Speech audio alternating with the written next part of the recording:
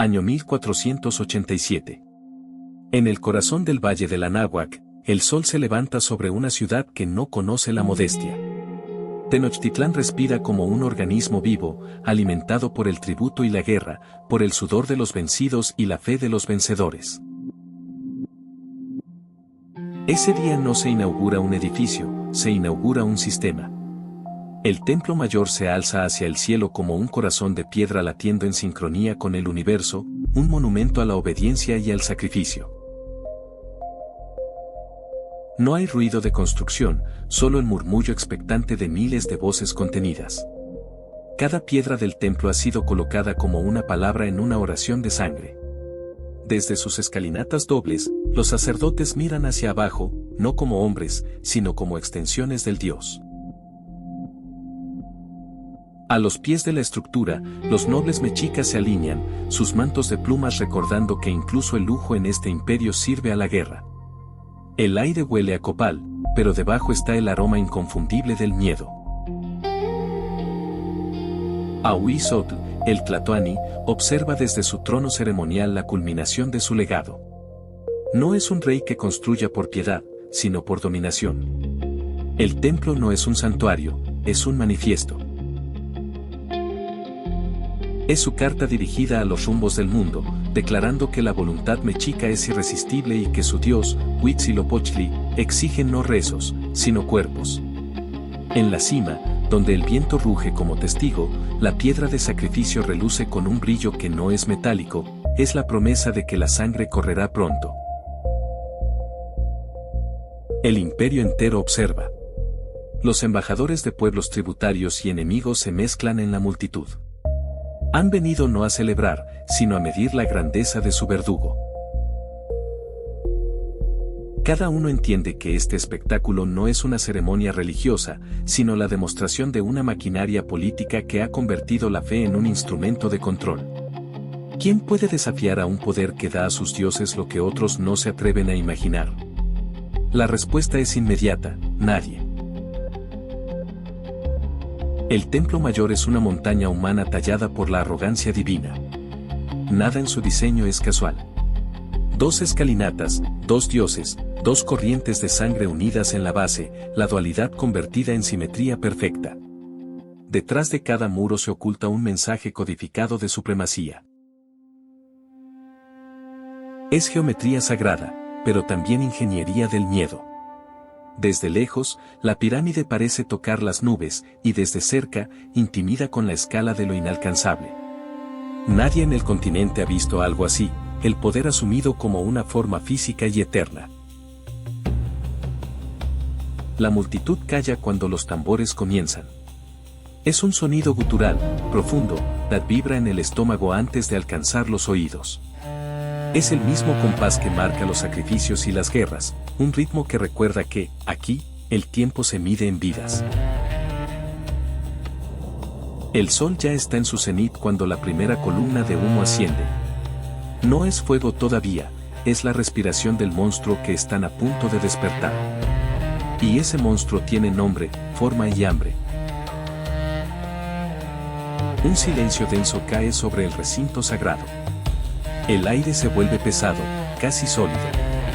Los sacerdotes empiezan el canto, una letanía en lengua náhuatl que no busca comprensión, sino sumisión. Desde las terrazas más altas, el Tlatoani extiende los brazos, no en bendición, sino en advertencia. Cada palabra que pronuncia es un compromiso sellado con el universo, una oración de dominio absoluto. Es el recordatorio de que el poder, sin miedo, no es nada. Tenochtitlán late. Su energía fluye a través de sus canales, de sus escalinatas, de su gente.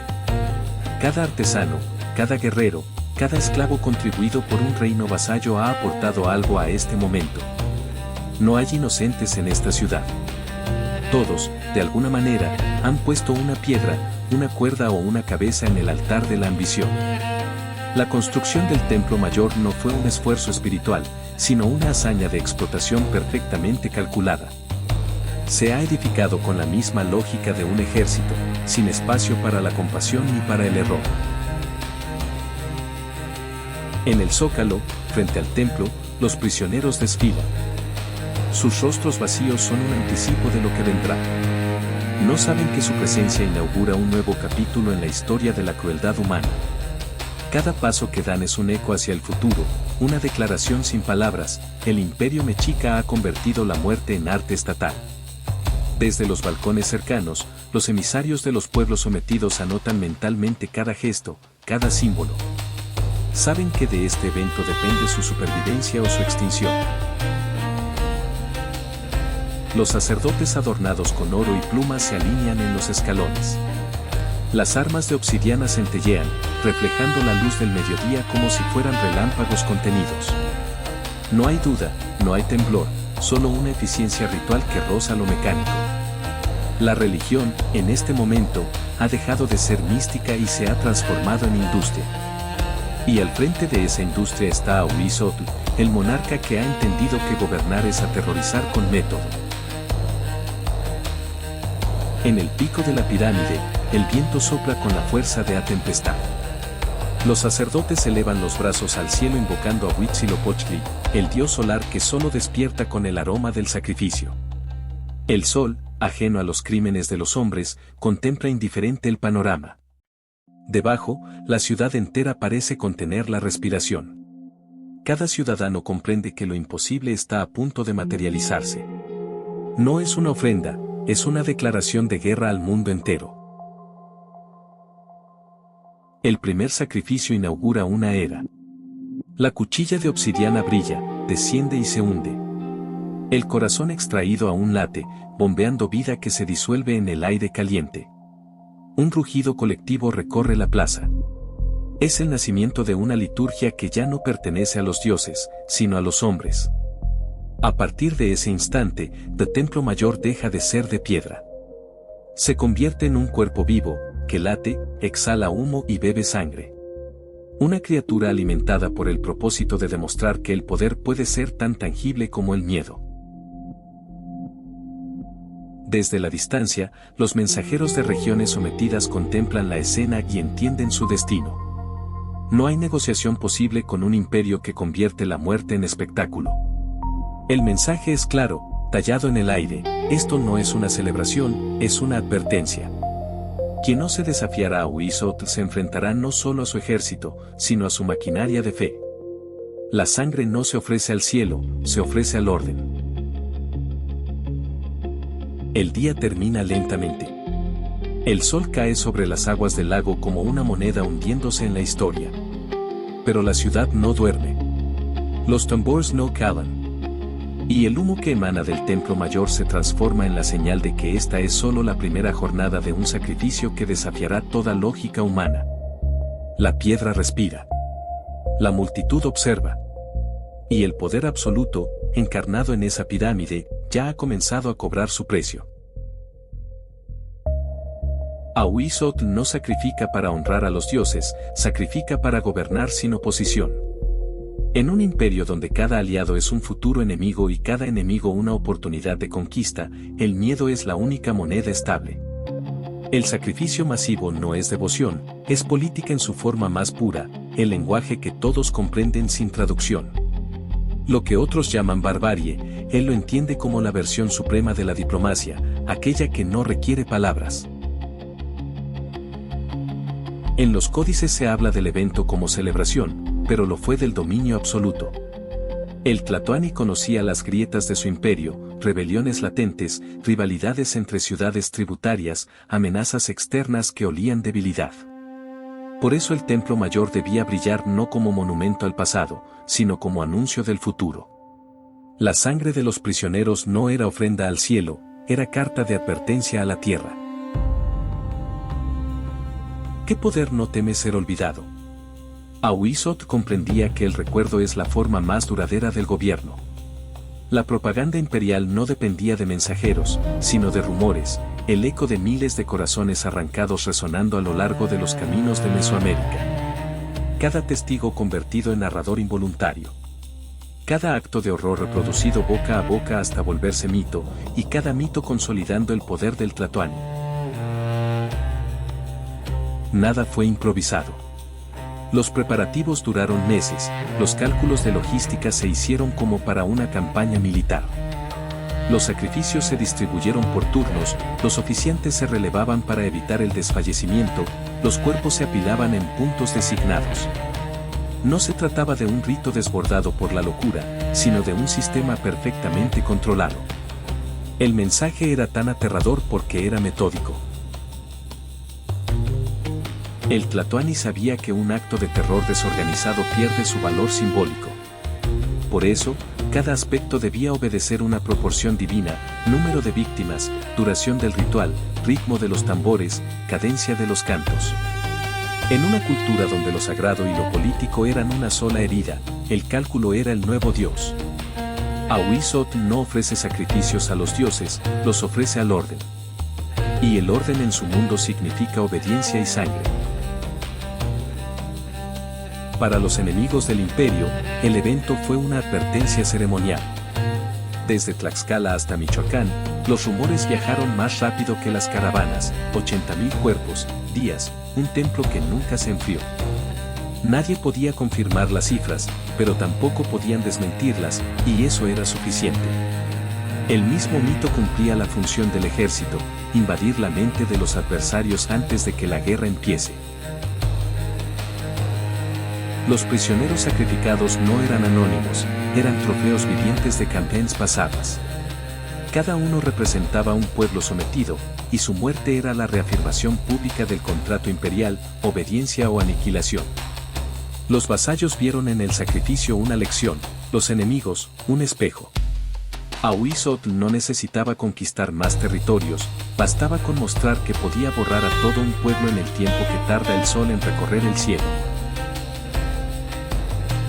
El Tlatoani entendía la psicología del espectáculo. Sabía que el horror debía ser visible, pero también incomprensible. Cuando el sufrimiento supera la escala humana, se convierte en símbolo. Así, el templo no solo era un altar, era un escenario. Los sacerdotes eran actores de una representación cósmica y cruel, y el público, impotente, quedó hipnotizado por el guión que él mismo había escrito. La opresión era teatro, la muerte, mensaje visual. Incluso los dioses quedaban atrapados en esa narrativa. Huitzilopochtli requería sangre para moverse por el firmamento, pero Ahuizotl necesitaba sangre para moverse en la historia. Era un paralelismo perverso entre la divinidad y el poder humano. Si el sol se apagaba sin sacrificio, el imperio se apagaba sin terror. Ambos, dios y gobernante, devoraban corazones para asegurar su permanencia en el cielo y en la tierra.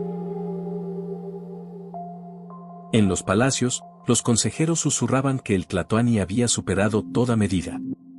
Pero Ahuizotl comprendía una verdad más antigua que el propio imperio: la crueldad pública es un lenguaje que nadie olvida. Un gobernante puede perder una batalla, pero no puede permitirse perder el miedo de su pueblo. Los sacrificios eran el impuesto espiritual que aseguraba la inmortalidad de su poder. El día que el miedo desapareciera, desaparecería el imperio. Las cifras delirantes servían para alimentar el mito. 80,000, dicen algunos, 40,000, dicen otros. ¿Qué importa el número exacto cuando el propósito es que parezca infinito? La exageración se convierte en herramienta política, en propaganda pura. Mientras más grandes las cifras, más grande el eco del horror. La matemática del poder no busca precisión, busca asombro. El mensaje del terror necesitaba espectadores asombrados, no creyentes fieles. Por eso los embajadores extranjeros fueron tratados como invitados y prisioneros al mismo tiempo. Se les ofreció comida y sombra, pero se les obligó a mirar. Sus ojos eran el canal de difusión, sus mentes, la imprenta de la pesadilla. Lo que vieron en Tenochtitlán nunca volvió a borrarse: el esplendor mezclado con carnicería, la fe fundida con la maquinaria del control. Bajo la superficie emocional, el sistema político mexica funcionaba como un reloj de huesos. Cada engranaje del miedo lubricado con sangre. No había gesto piadoso sin cálculo, ni cántico sagrado sin propósito político. Todo lo que ascendía al templo era al mismo tiempo una ofrenda al dios y una declaración de autoridad. El mensaje era simple y absoluto: este imperio no necesita invadirte, solo necesita recordarte de que es capaz. Con cada sacrificio, Ahuizotl marcaba su dominio sobre el ciclo del tiempo. En su mente, el terror era una defensa estratégica, tan legítima como un ejército. Si el templo se convertía en una fábrica de horror, los enemigos pensarían 2 veces antes de desafiar su trono. Así, el Tlatoani transformó la fe en un arma, y su pueblo, en cómplices del miedo. La obediencia dejó de ser moral, se convirtió en supervivencia. Cuando la noche cae, los tambores no cesan.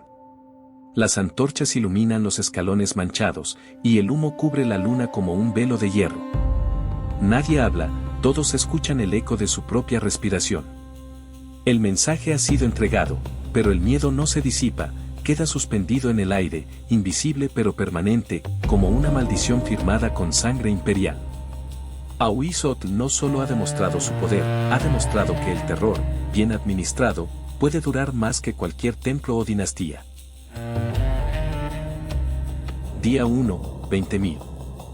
Día 2, no paran. Día 3, las escalinatas ya no distinguen entre piedra y carne. Día, el sol huele a hierro. Así se mide la magnitud de una operación concebida no como ceremonia, sino como sistema. La inauguración del Templo Mayor se ha convertido en la coreografía más sangrienta que la historia humana haya concebido. No hay mística, solo un ritmo implacable de muerte administrada. Desde el amanecer, las filas de prisioneros se extienden más allá de lo que la vista alcanza.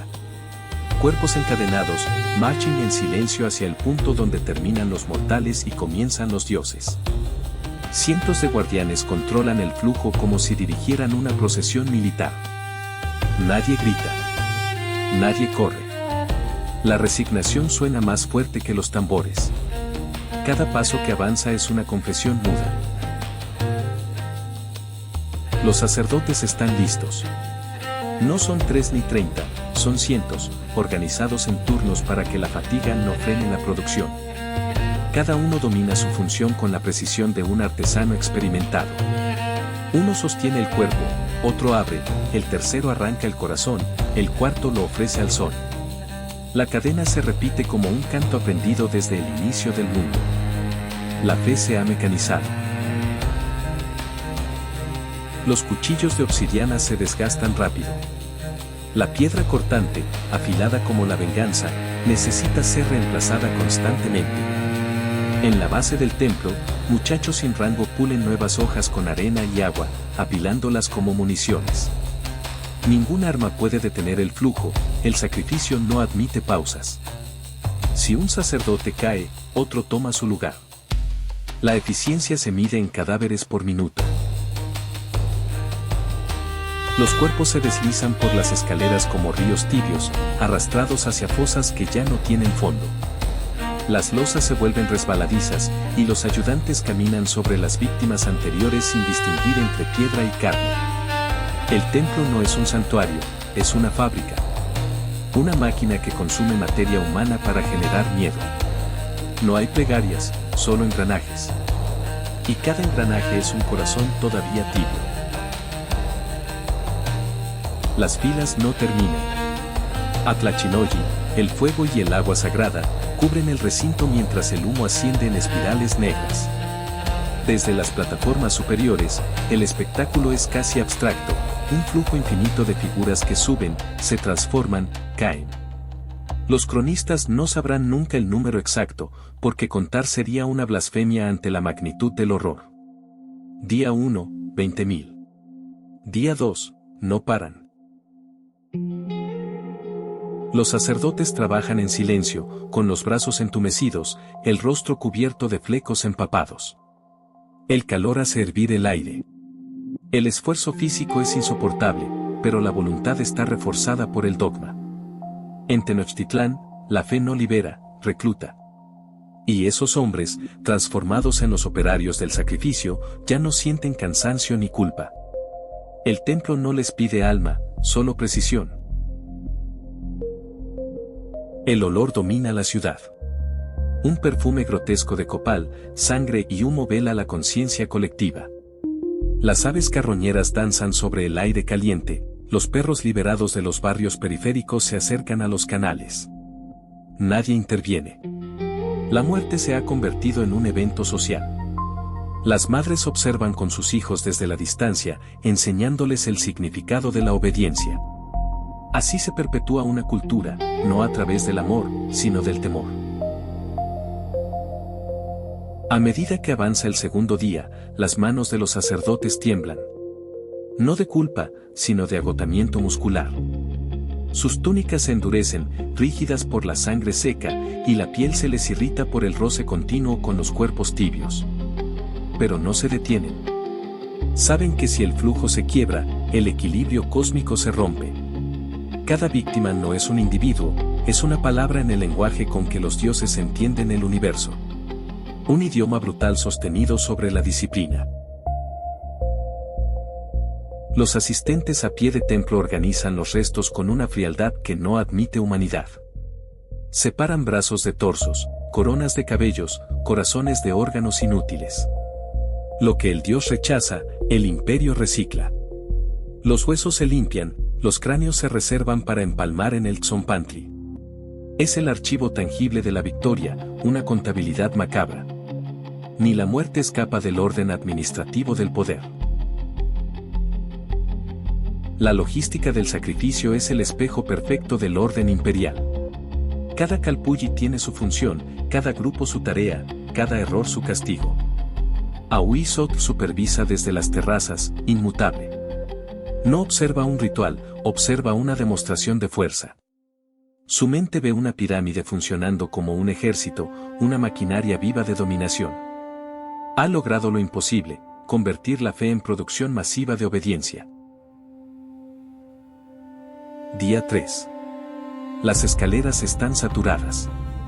Los ayudantes limpian con agua lo que pueden, pero el suelo respira como un organismo cansado. Los tambores no tienen pausas, retumban con la constancia de un corazón que se niega a morir. Los sacerdotes siguen girando en relevos, los relevos siguen girando como planetas alrededor del sol del horror. No hay gritos, solo ritmo. El sacrificio se ha vuelto melodía industrial. Desde los canales de la ciudad, la marea roja se filtra. El lago entero empieza a teñirse de un tono metálico. Los remeros huyen del color que se extiende como plaga, pero no hay escape, toda Tenochtitlán está bajo una sola orden, un solo Dios, un solo propósito. El viento lleva el hedor hasta las aldeas vecinas. Algunos pueblos rezan, otros entienden que ya no hay dioses, solo un imperio con apetito inagotable. El tercer día cae como una sombra. Los oficiantes tienen el cuerpo en ruinas, las manos deformadas por el esfuerzo. Pero la muerte exige continuidad. Nadie cuestiona, nadie duda. El ritual no es para los dioses, sino para quienes observan. La moral está suspendida. La única regla vigente es mantener la maquinaria en movimiento, alimentarla hasta que el último corazón deje de latir. El cuarto día, incluso el sol parece agotado. La luz no brilla, se arrastra. Los cánticos se derrumban en murmullos, y aún así, la matanza no cesa. La obsesión alcanza su punto culminante, los hombres ya no matan por sentido, sino por inercia. El templo ha cobrado vida propia, un cuerpo colosal de piedra que exige nutrición perpetua. El monstruo perfecto, diseñado por las manos humanas y alimentado por su fe. Al final, cuando la última víctima cae, no hay victoria. Solo silencio. Los sacerdotes se apartan, exhaustos y huecos. Auizot lo observa desde su trono drenado, como si el poder también lo hubiera devorado. El templo, sin embargo, no muestra signos de cansancio. Respira por las grietas y emite vapor, como si estuviera vivo. En la cima, la piedra de sacrificio sigue húmeda, reverberando bajo el sol como un corazón recién detenido. Día 1, 20.000. Día 2, no paran. Día 3, todos caen. Día, el imperio ya no tiene enemigos, solo súbditos petrificados por el asombro.